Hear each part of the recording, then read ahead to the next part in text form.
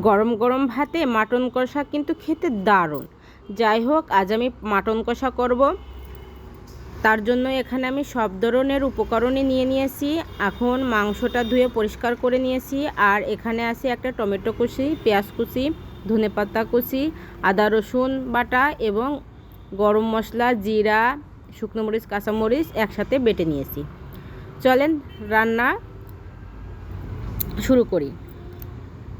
এখন আমি কয়েকটা আলু ভেজে নেব একটু লাল লাল করে। তার জন্য কড়াইয়ে তেল দিয়ে তেলটা গরম করে সাথে হলুদ গুঁড়ো এবং একটুখানি লবণ দিয়ে আলুটা ভালোভাবে ভেজে নেব। দেখুন আলুটা আমার লাল হয়ে গেছে। এখন আলুটা তুলে নেব।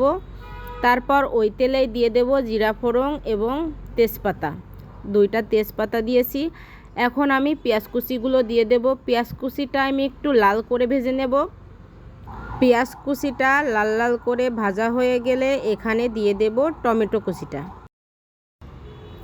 টমেটো কুচিটা দিয়ে আমি আবারও একটু নাড়াচাড়া করে দিয়ে দেব সব ধরনের বাটা মশলা এবং বাটা মশলা দিয়ে এখন দিয়ে দেব স্বাদ অনুযায়ী লবণ এবং হলুদ গুঁড়ো।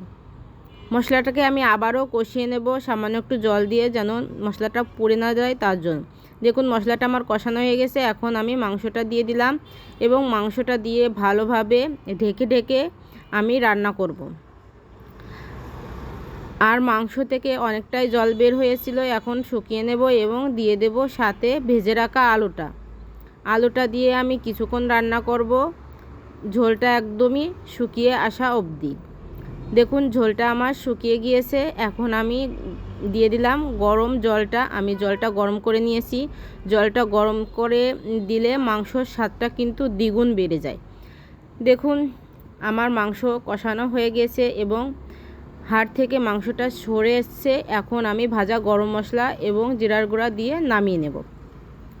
এখন এই রেসিপিটা যদি আপনাদের ভালো লেগে থাকে অবশ্যই লাইক কমেন্টস করবেন, ভাই বোন এসেদের পাশে থাকবেন।